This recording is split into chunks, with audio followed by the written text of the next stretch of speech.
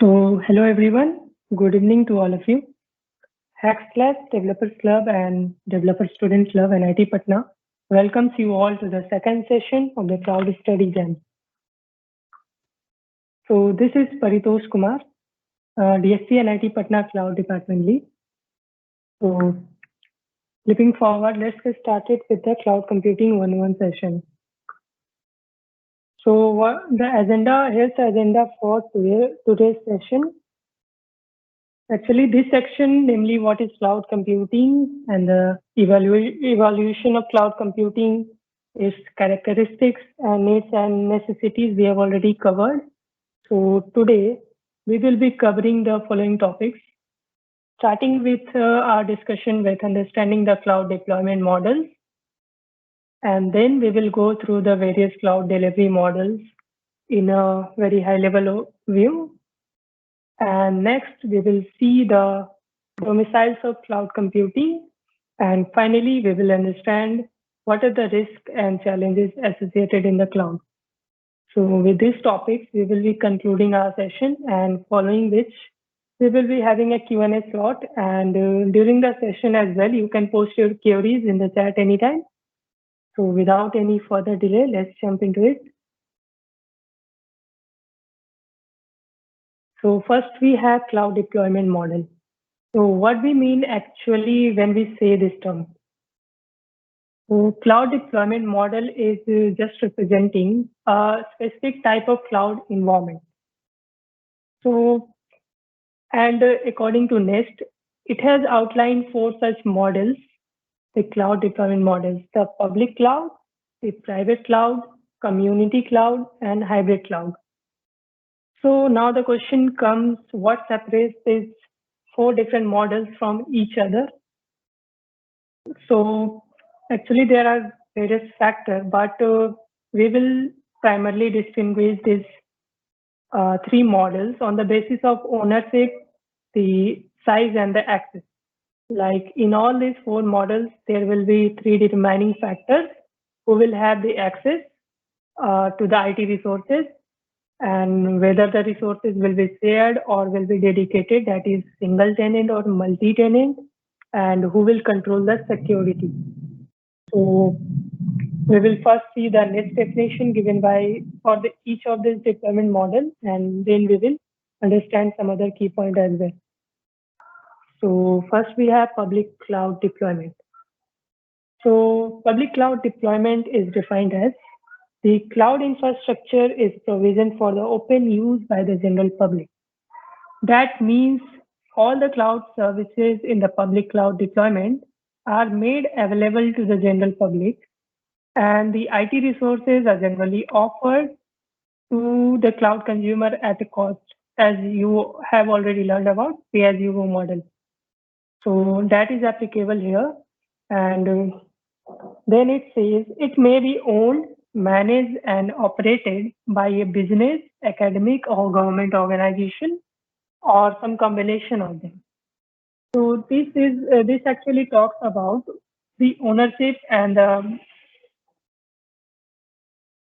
this actually talks about the ownership and the management of the cloud environment. So as you have learned about multi-tenant model, so for the public cloud services, it is assumed that the services are running on a multi-tenant model actually. That is, the underlying IT resources are all shared among the multiple customers. And regarding the security, that is who controls the security. And the protection of data, since it is a multi-tenant model, that will be taken care by the cloud provider. So, and last line says it exists on the on-premises of the cloud provider. So here it means that the cloud provider will be responsible for all the creation as well as maintenance of the cloud infrastructure as well as the IT resources. So customers don't have to care about the maintenance part as well as configuring or purchasing any of the hardware. So we have seen the definition but if you can get some intuition, there are some benefits associated with the public cloud. So first is there would be no capex. Capex stands for capital expenditure. So if you just for an example, if you purchase the IT resources physically, you have to invest your money in it. But with the public cloud, you can just provision the resources on demand. So there would be no capital expenditure involved there, and you don't have to invest in purchasing the hardware or the physical assets, and you can just rent the hardware. And so due to this, there would be a lower cost compared to any other models of the cloud deployment models. All those four models, public cloud would cost you lesser. And another thing is that the economies of scale, that is the multi-tenancy model. So there are multiple customers accessing the same physical hardware since it is being virtualized by the CSP. So due to that, the overall cost compared to if you would purchase a single physical machine and setup, so that would be lower, and that is what is meant by economies of scale, because many customers are leveraging the same physical hardware. So cost is shared among them. And another benefit is pay-as-you-go model. So we have discussed about that. So you will only pay how according to how much you have consumed. So it's consumption-based pricing model. And another characteristic you have, if you have remembered, was on demand. So public cloud services are on demand. That means you get agility here, and all the services you can provision at any time. That is being made available by the cloud provider. And we have talked about maintenance, that you don't have to care about the maintenance. Cloud provider will take care of the maintenance of all the physical IT hardware on his data center. And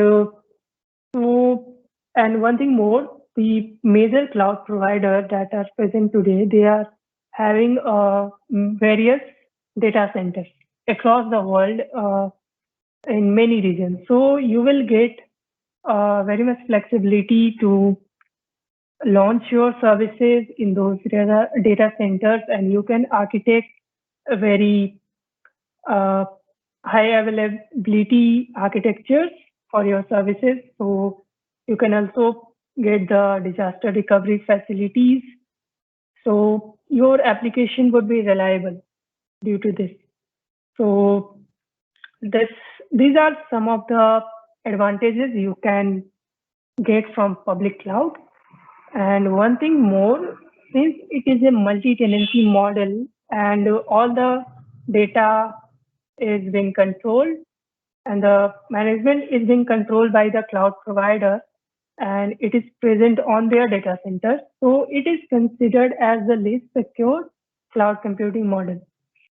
And so some of the examples of public cloud providers are Amazon Web Services, AWS, Microsoft Azure, Google Cloud Platform, Oracle Cloud Infrastructure, OCI, and there are many such examples you can get. So this was about the public cloud. So next we have private cloud. So private cloud is defined as the cloud infrastructure is provisioned for exclusive use by a single organization comprising multiple consumers. So the most important term here is that for exclusive use by the single organization. So in the private cloud deployment, the IT resources that are provisioned are fully dedicated to a single organization only. So there won't be any sharing of IT resources happening here. Also, since it is things for the dedicated to a single organization, so members outside the organization won't have access to that resource. So resource would be exclusively made available to the members only, and all the services in the public cloud, the cloud services that are available in the public cloud are can be made available to public as well, but are generally for the organization only. So it then says it may be owned, managed, and operated by the organization, a third party, or some combination of them. It may exist on and off the premises. So this line is pretty straightforward that the ownership, management, and operation is being handled by organization itself, or it may be outsourced to a third party as well, or the responsibilities may be shared among these two as well. That is being reflected here by the word some combination of them. So one thing more important here is that the public cloud deployment can provide cloud services to external customers as well, and only if they want, but it is specifically for the organization. So keep that thing in mind. And another important thing was the IT resources or the cloud services that are running on the IT resources are dedicated. So these are two important points related to public cloud deployment, and there are benefits associated with public cloud as well. So you will get, of course, since it is a single tenant model, so you will get improved security. And that's why the public cloud is also considered as one of the most secure method of the cloud computing. And since the organization will have the complete control over the security. And along with that, the organization will also get the control and flexibility over the resources that they are provisioning. And so they can decide which hardware they want to purchase there, or they want to include in their private cloud. So they can decide upon that. And few cons you can say, or few other important points here is that it is expensive, because the organization, if they are provisioning or setting up the private cloud by themselves, then they would have to purchase the IT resources as well as the maintenance. So they would incur a charge. That's why it is expensive. And for the working or running the IT infrastructure or the private cloud, they would also require the IT staffs. So it would incur them additional cost, but they will get the improved security over the public cloud. In fact, the most secure cloud computing method. And what may be the use case in the public cloud? So we may list few of the use case, but there may be many. So one use case may be when an organization has the data, but they can't put that data on the public cloud since it is a multi-tenant model. So in that case, they can actually keep the data on a public cloud. So for example, for a data, maybe a medical records data. So that may be one example. Another example, maybe there may be some government policies that restricts or that requires the data to be kept within a region or within a country. Or it may also require that this kind of data to be kept privately. So in that case also, the organization have to offer private cloud. And another use case that comes with the characteristics only if the organization wants the application that demand high control and flexibility and security, then they may use the private cloud deployment. So these are some of the key points related to private cloud. Next, we have community cloud deployment.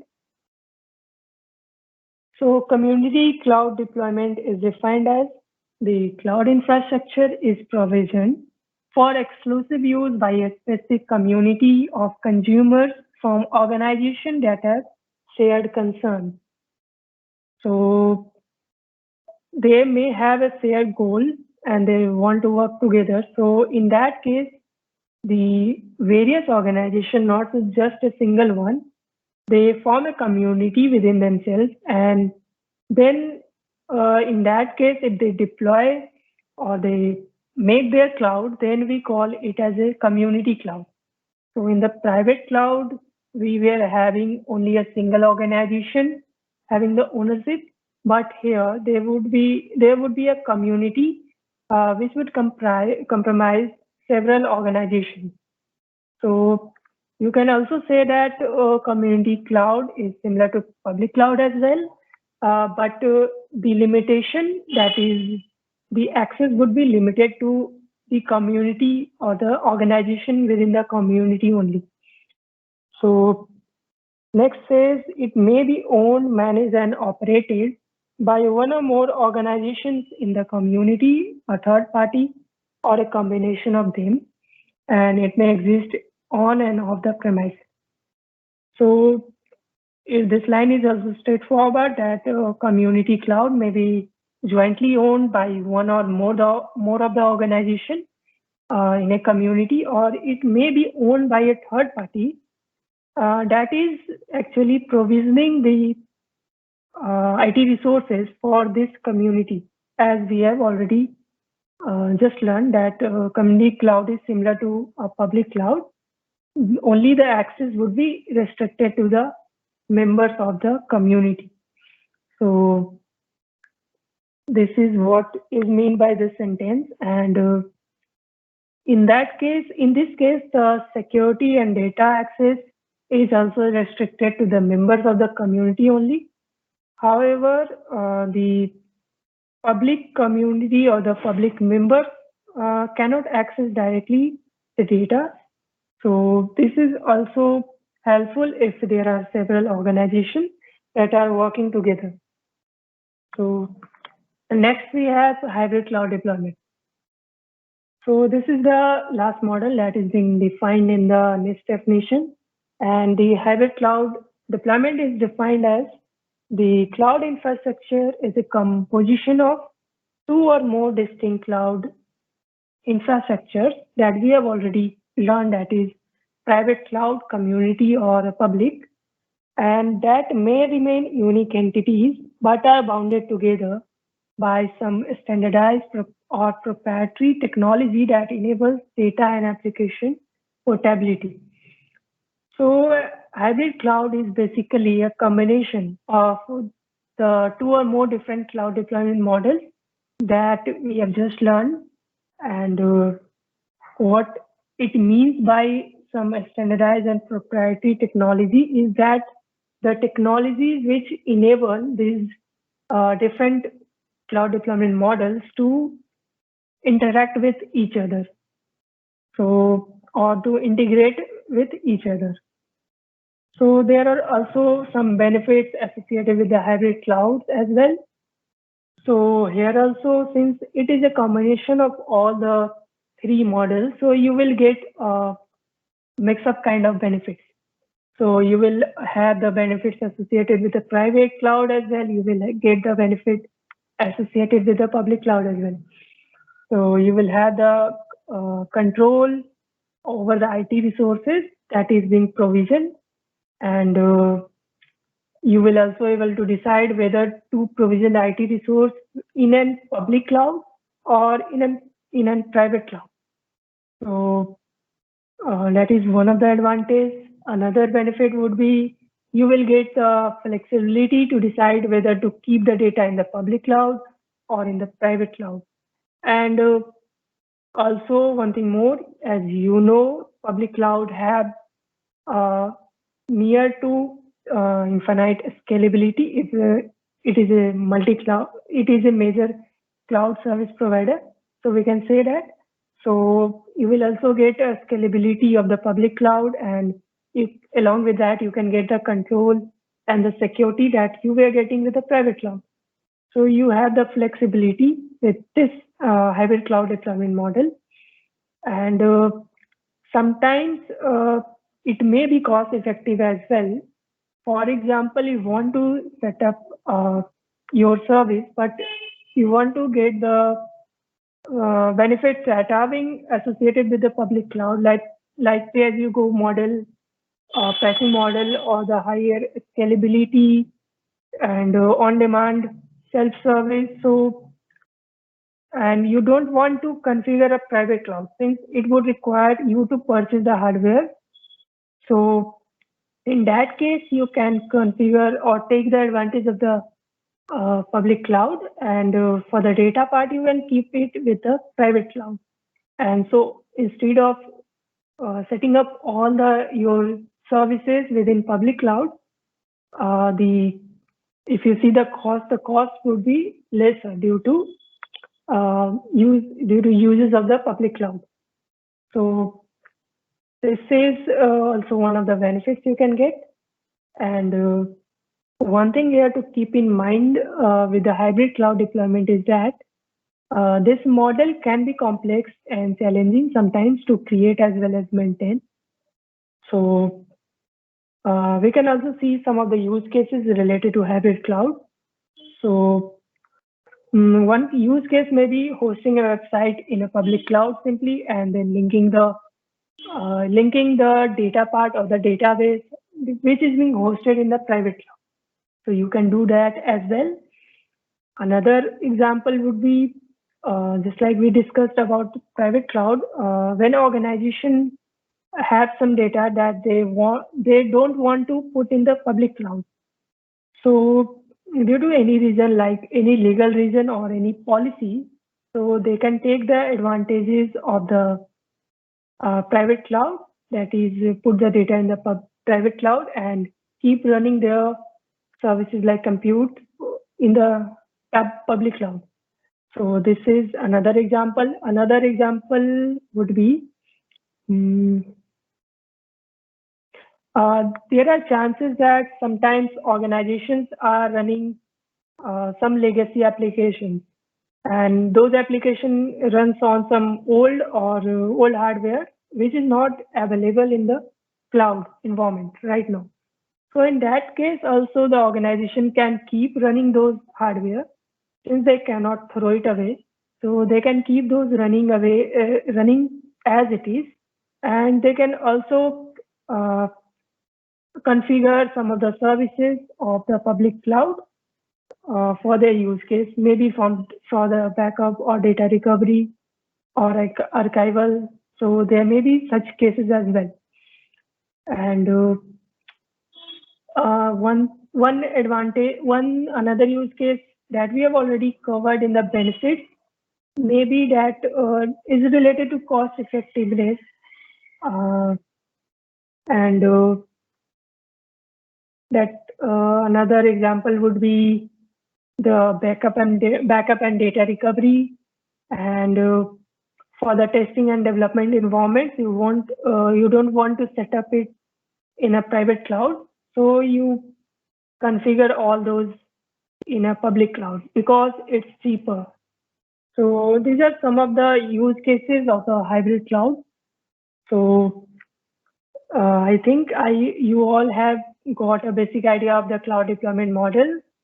And let's see if you have any doubts with this section. You can post it in the comment. Else, we will move to the cloud delivery models.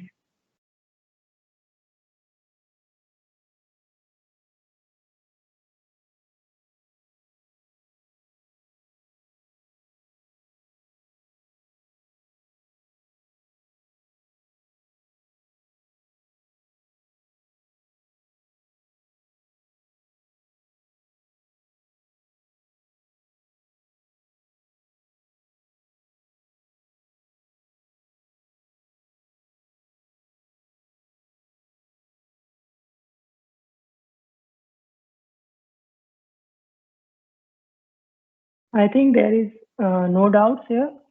So let's get to the next section, that is the cloud delivery model. So The cloud delivery model actually represents a combination of IT resources that are being offered by a cloud provider. So actually NIST has defined three general yet distinctive cloud service models, and they are IaaS, infrastructure as a service, PaaS, that is platform as a service, and SaaS, that is software as a service. So one thing to note here is that there are other service model as well available. However, all those other additional service model are in any way the combination or the variation of these three basic service model only. So we will see each of them one by one. And so let's see infrastructure as a service first. So infrastructure as a service is defined as the capability provided to the consumer. The capability provided to the consumer is to provision processing, storage networks, and other fundamental computing resources where the consumer is able to deploy and run arbitrary software, which can include operating system and application. So the infrastructure as a service delivery model actually provides the customer a self-contained IT environment. And that environment will be compromising the infrastructure-centric IT resources. The IT resources which are provided are generally raw, that is, they are not pre-configured, and thus, due to this fact, the customer have additional responsibility of operation or configuring them as well as operating them. So, and the resources that you can provision here are actually most of the traditional IT resources that you get on-prem, like processing, storage, networks, etc. So the consumer does not manage or control the underlying cloud infrastructure, but has control over the operating system, storage, deployed applications, and possibly limited control of select networking components. So we will see this sentence a little bit later in the shared responsibility model, but for just a few important points you can keep in mind here is that the infrastructure as a service delivery model is used by cloud consumer because it provides a very high level of control over the cloud-based environment if we compare any other cloud delivery model. So that's why if the consumer wants very high level of customization, they prefer infrastructure as a service. And another important point was that it provides a raw platform so the consumers can create and develop replicate the entire IT infrastructure that they were running on the on-prem, and then they can provide the services as it was earlier being offered. So some of the examples of infrastructure as a service providers are Amazon Web Services, and within that cloud provider, you can take examples like EC2. Similarly, we have Azure, and we have Azure Virtual Machine. So there are many services available if we go for the examples part. So the next model that we have is platform as a service. And one thing to note in infrastructure as a service is that the pricing is still pay as you go, that is consumption based, or sometimes it is based on some tenure as well, like and that is like 6 months or 12 months. Like if we take example of EC2, then there are pricing model available that you can configure the EC2 instances for a fixed amount of time in upfront. And what advantage you get? You get discount in the cost. So that is also available here. And so we can now move to the platform as a service. So platform as a service model is defined as the capability provided the capability provided to the consumer is to deploy onto the cloud infrastructure consumer created or acquired applications created using programming languages, libraries, or services and tools supported by the cloud provider. So the platform as a service model actually provides a development platform for the software developer. This is what is meant by this first sentence. And then it says the consumer does not manage or control the underlying infrastructure like the network, the servers, the operating systems, or the storage, but they have the control over the application that they are deploying and possibly the configuration setting for the application's hosting environment. So with the platform as a service, the platform as a service delivery model, the customers are getting a predefined cloud environment, and with that, they can actually deploy their applications, and they don't have access to the underlying IT infrastructure, and they can't even configure those. But they can actually configure the development or the application hosting environment. So there are.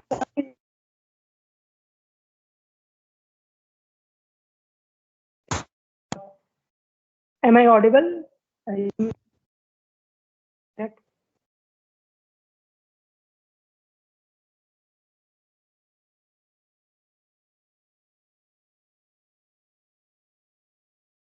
Yeah. So, why would someone want to use platform as a service over infrastructure as a service? Bit lagging. Okay. Yeah, I got a call. That's why. So, why would someone prefer platform as a service over infrastructure as a service? So, one of the reasons maybe they want their testing or development environments. If they are operating on-prem, then they want to extend their on-prem environments onto the cloud. And since cloud is cheaper, so they can actually go for the platform as a service offering. And another thing is that the cloud consumers are getting ready-made environments, so they can actually focus on the application part without having to worry about any of the IT resources or the configuration or provisioning. And so these are some of the reasons that cloud consumers can use platform as a service. And one of the goals of platform as a service is actually to enable the developers so that they can create the application as quickly as possible. Since with infrastructure as a service, they also have to take care about the provisioning as well as management and various other stuff. But with a platform as a service, they only have to take care about their development environment and they can focus on the development part. So, and there are various services in the platform as a service as well. So Elastic Beanstalk you can take from AWS. So we can now move to software as a service. So software as a service is defined as the capability provided to the consumer is to use the provider's applications running on a cloud infrastructure. The applications are accessible from the various client devices through either a thin client interface or a program interface. So interface may be a web browser or a program interface, just like a software. And the consumer does not manage or control the underlying cloud infrastructure or even individual application capabilities with the possible exception of limited user-specific application configuration detail. So with software as a service, you are getting a ready-made software, and that software is actually hosted by the cloud provider itself, and it is also being managed by the cloud provider. The only users are getting the ready-made product for them to use. And for some of the examples of software as a service is Microsoft Office 365, Google G Suite, and these kind of services. So next, we will see the shared responsibility model. And this is actually very much important to know about and to kept in mind. So shared responsibility model actually ensures that the cloud workloads that you are going to run are running very efficiently or securely or a well-managed way. And that's why understanding the shared responsibility model is very essential. And depending on the services that you are using, cloud provider is responsible for some of the workload management. On the same hand, the customer is also responsible for some other aspects of the workload management. So, and in some areas, they also share responsibilities that are overlapping. So, on the left-hand side, you can see a column named on-prem. Then we have ARS, then PaaS, and then SaaS.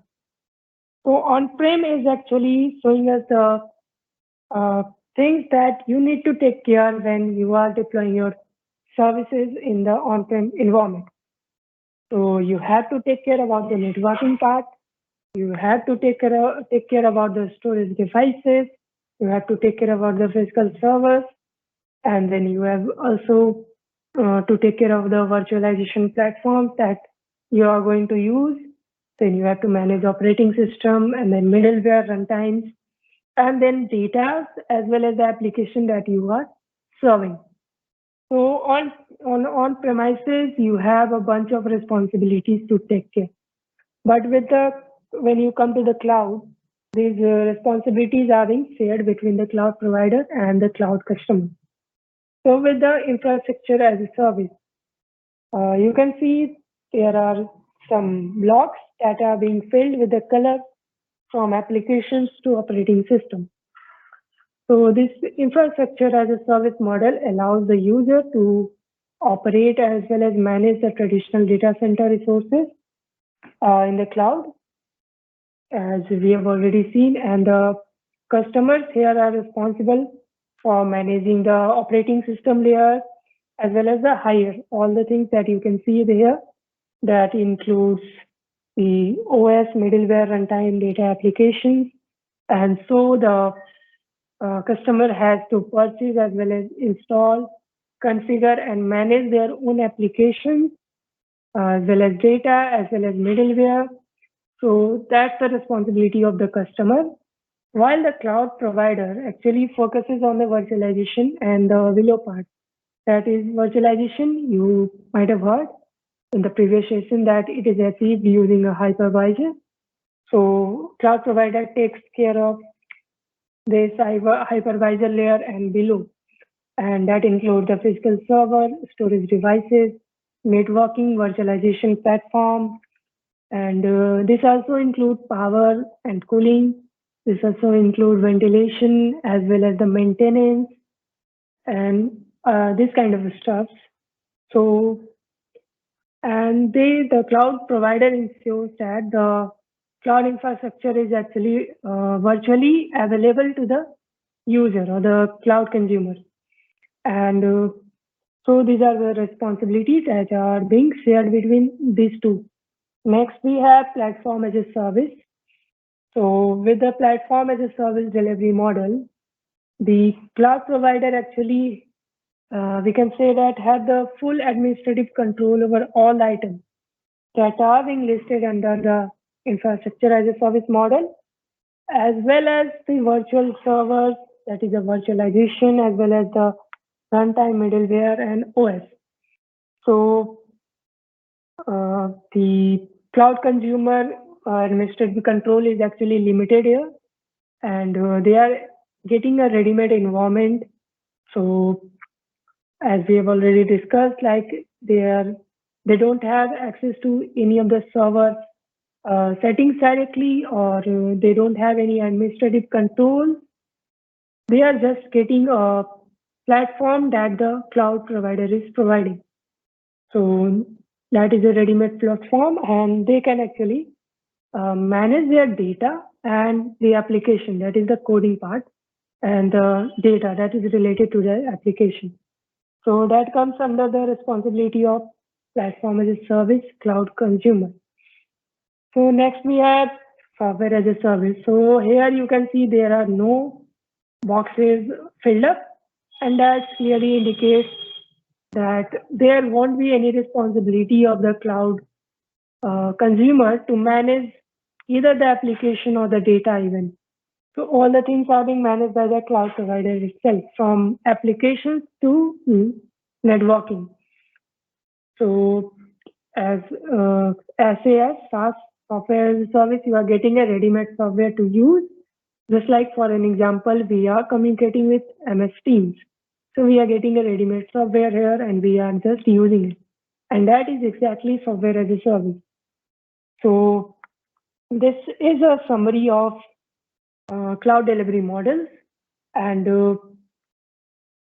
some of the key points that you can get from here is that with infrastructure as a service, user, that is the customer, has the most the customer has the most responsibility of management among others, that is the PaaS and SaaS. And while the platform as a service requires some management but is lesser than infrastructure as a service. And on the other hand, software as a service requires the least amount of user management, or even it does not require the management from the application. And the cloud provider is actually responsible for managing everything, and the user just use the software that is being made available to use. So this is about the cloud delivery model. So let me know if you have any doubts related to this section, or else we will move to the next section.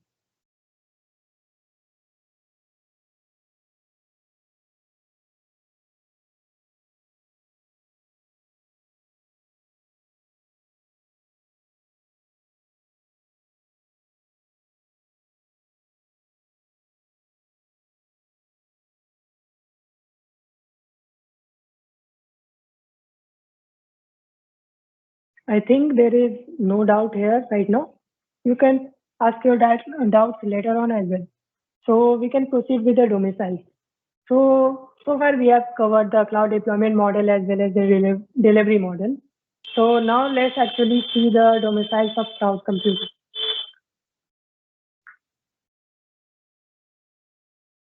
So, before moving forward, let's again recapitulate the basics of an on-prem IT environment. So as said earlier, a cloud is a distinct and remote IT environment that is designed for the purpose of remotely provisioning a scalable and major IT resources to the cloud consumer. And when that IT resources is provided by the IT resources that is provided by a cloud is made available to the cloud consumer, it is accessible as a cloud service. So that is pretty simple. And on the other hand, we use the term on-premise or the on-prem or on-premises to qualify an IT resource that is not remotely accessible via any cloud, but it instead resides physically within an internal enterprise IT environment. So that's the basic idea about on-prem and the cloud. And then now we can see the components of the on-prem environment. So actually the slide has been missed, I think. So the components of on-prem environment or the system. So what would be the components actually? If you guess even what would be the basic requirements for any system? So the various requirements would be the processor, memory, storage devices, networking hardware, like switches and routers, and you also need to have a power supply and cooling, ventilation, etc. Along with that, you also need to have a 24/7 security of your physical hardware as well as the software from the software attacks as well. You need to ensure the security of your applications, and then you need to have or have the IT staff, and you need to have a air conditioning as well because data center generates a lot of amount of heat, and there are other things as well. So you can see that these all things actually add up additional cost or the additional expenses. And one thing more is that the limited scalability associated with the on-prem environment, and there are other constraints as well. But for such an IT infrastructure, if we consider, then we can clearly see that cloud computing is far better. So, and that's the reason why cloud computing has emerged as a tech giant for this IT infrastructure industry in particular. And but it's not just limited to the IT infrastructure only. That is not only IT infrastructure that depends the most on the cloud, but actually cloud also has various services. So cloud has also provided some various software and hardware solutions that were being made on the on-prem. So let's see what are the software and hardware solutions. So you can thought the software and hardware solution as a you can say that you have a server environment and you are implementing a software solution within that environment, and that solution dedicatedly requires a hardware machine.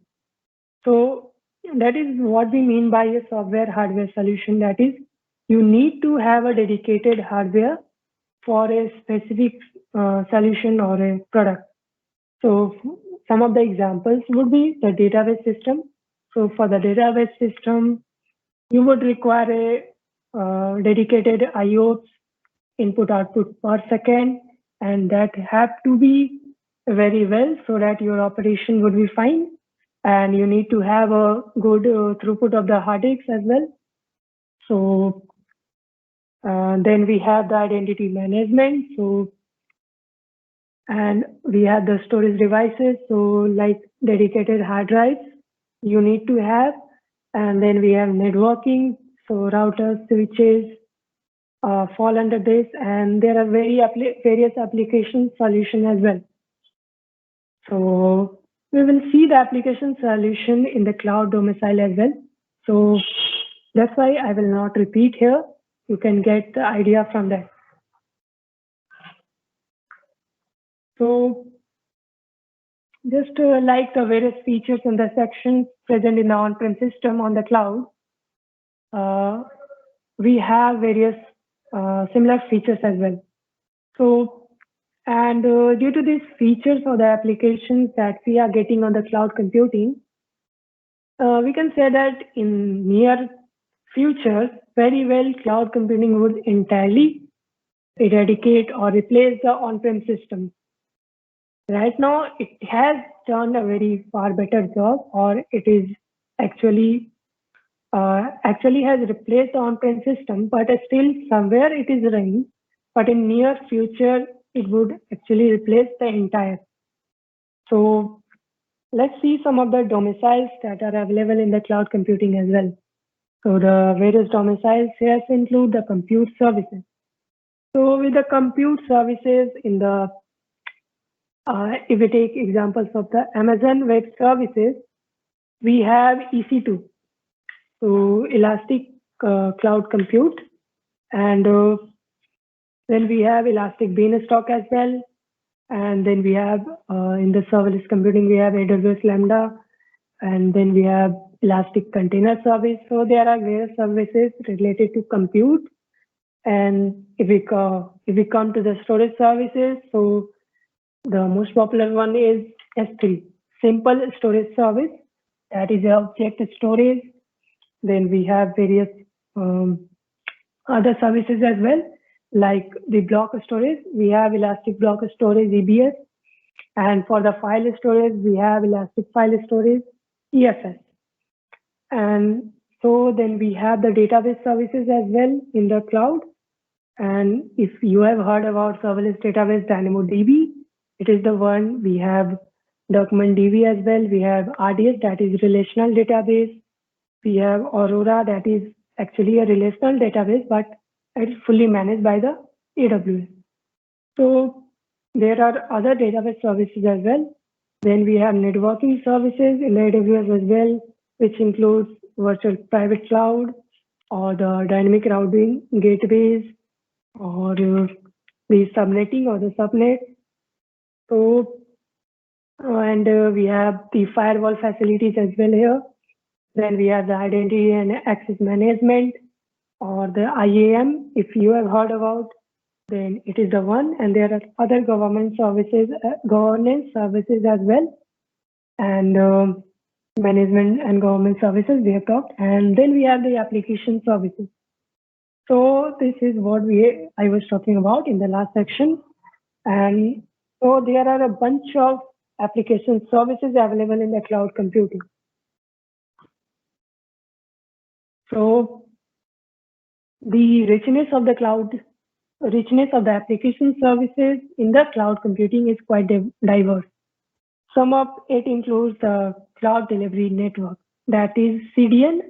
And for that, we have AWS CloudFront. And there are messaging services as well. There are queuing and notification services as well. And there are monitoring services. There are migration services available as well now. There are various logging services available as well, like CloudWatch, CloudTrail, and then we have the virtual private networks as well, that is VPN. We have the Active Directory, these kind of services as well. And we have machine learning and AI services, and IoT and mobile related services as well. And there are services available for the robotics applications as well. There are other services in the AWS cloud as well, and there are definitely other services in the different cloud provider as well. I'm just taking an example of the AWS.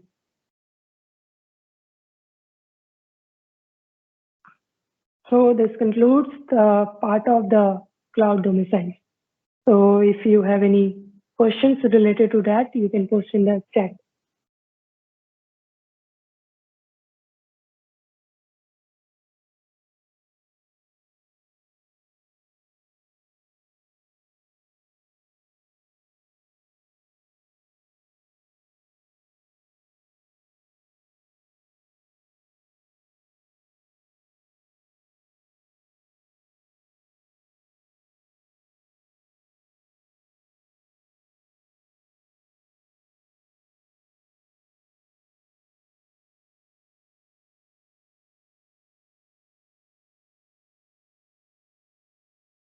I hope there is no questions left here. So we can move to the next section, that is risk and challenges. So this is the last topic of today's session, and let's see the risks and challenges associated with the cloud computing. So we have risks and challenges that like increased security vulnerabilities, reduced governance control, limited portability between the cloud providers, multi-regional compliance and legal issues, internet connectivity, and cloud interoperability. So we will see each one of them very briefly. So what do we mean by increased security vulnerability? So since the mostly we will be, if we have such use case that we are going to deploy the applications in the public cloud, So we will have to move the data or to the cloud. And that means the security for that data would be shared between the cloud provider as well as you. And why I'm saying shared? Because the cloud provider will, I think there is some disturbance from my side. Okay, let's continue. So why I am saying the shared? Because the cloud provider also ensures some kinds of encryption to the data that they are storing. So they are doing their from their end and encrypting the data. But the cloud consumer also have to make sure that you also encrypt your data before moving to the cloud. So that is one thing. That's why we are saying that the security of the data is being shared, because you get your data, you encrypt the data and upload to the cloud, and then the cloud provider encrypt that encrypted data again. So that you need to take care about. And so this is one of the examples, that is increased security vulnerabilities. So next we have the reduced operational governance control. Let's you can just get the intuition, like if you are running the same application on their on premises, then you are having the full control over the physical IT resource as well as the application or the services you are running, as well as you are able to see whether your data and applications are running on which machine. So there is full transparency as well as the full control on you, and you can actually operate and govern those. But in the cloud, if you take the example of public cloud, that is then the data, your data, you are not going to see where it is being stored. So there is no transparency in that. You are not knowing whether the cloud provider is actually giving you single tenancy or not. You are just relying on the cloud provider, their policies that they are providing, but you actually don't know. Also, you don't have these government facilities if you want to operate on those resources. So this is the another risk, or we can say the challenge as well. And actually, cloud providers are providing SLAs and the policies with their services to mitigate the government's risk and these kind of issues. And so the customer actually rely or trust the SLAs and then take their cloud services from the cloud provider. And so next we have the limited portability between cloud providers. So what do we mean by this? So because there are many cloud service providers available in the industry, there is not such many technologies established right now that enables you to actually port from one cloud provider to the another. Let's say you are running your application in the AWS cloud, and now you want to set or migrate these workload in the Microsoft Azure. So you will find it little bit difficult to do so. And this is, I have taken the example of AWS and Azure, and these are the major cloud providers. So, but there are many cloud providers available in the market or in the industry. So there is no such any established standards that enable such migration or the portability of your workload among the cloud provider. Or that's about the limited portability. Next, we have multi-regional compliance and legal issues. So I think I have not introduced you with the term of compliance. So compliance is compliance simply means some set of policies that is being defined in a particular region by the government or some authority that you need to follow if you are operating in that region. So you can just think of it like some rules and regulations. So in India, we have MEITY, I think, and just like that in every other countries, we have various laws related to the data as well as other thing as well. So you will get various compliance policies in the various cloud provider sites as well. So the challenge here is that the multi-regional compliance and legal issues. So if you are the customer, you are going to deploy your applications in the cloud, then what would you want? Or what would be your first preference? Your first preference preferably would be to deploy the infrastructure or your application in that region that is near to your large customer base. So you have a company or a product ABC, and you are having you are a global company, and your users are 75% from India and 25% from US. So you would want that your infrastructure is deployed in near to the 75% customers only. And that's why you will deploy the services in the India region. Most of the services, definitely you will deploy in America as well, but most of the infrastructure is you will deploy in the India due to the latency as well as performance issue, because that play a very important role in the user experience. And so it may happen that sometimes the due to, if you want, like let's say there is some policies that restrict the organization to move their data from one region to another. So just like we have policies in the European region that don't allow their country citizens' data to be moved outside of the that European region. So in that case, if the company wants to set up, they have to deploy all the application in that region only. And on the other hand, legal issues is meant just like in the America, US.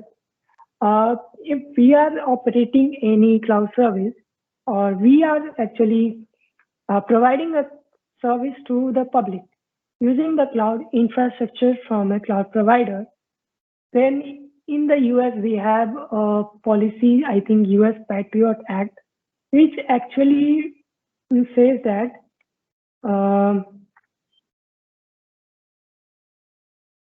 that the data, the US government can actually see the data, or they can get the data if they require it. So I don't know the exact compliance, but something related to that only. So this is another challenge here, that is the multi-regional compliance and the legal issue. And sorry. So the internet connectivity, and this is the challenge because if we don't have a good internet connectivity, we can't connect to the cloud, as the primary characteristic of cloud was remote accessibility, that is broad network access. So this is being enabled by internet connectivity only. So if you go to such a region where there is no such good internet connection, then you will face some difficulty. And that's why it is said that internet is the backbone of the cloud for a consumer perspective. And lastly, we have the cloud interoperability. And I think this is something related to portability only. So there is a challenge that let's say you are running your workload in a cloud and you want to either migrate to the on-prem or some other cloud provider, that is you want to port to other CSP, then there are not much such standard technologies here that enables you to do so easily. And so that is another challenge associated with the cloud right now. And that's why customers have to uh, think very wisely while choosing any cloud provider. And so this concludes the risk and challenges part of the session. And so this way we have come to the end of the session, and let's see what we have learned so far. So at the starting, we reviewed NIST definition of cloud computing, and we then briefly touched upon the evolution of cloud computing and mainly the evolution of servers. Then we learned about the key characteristics of the cloud computing as defined in the NIST white paper.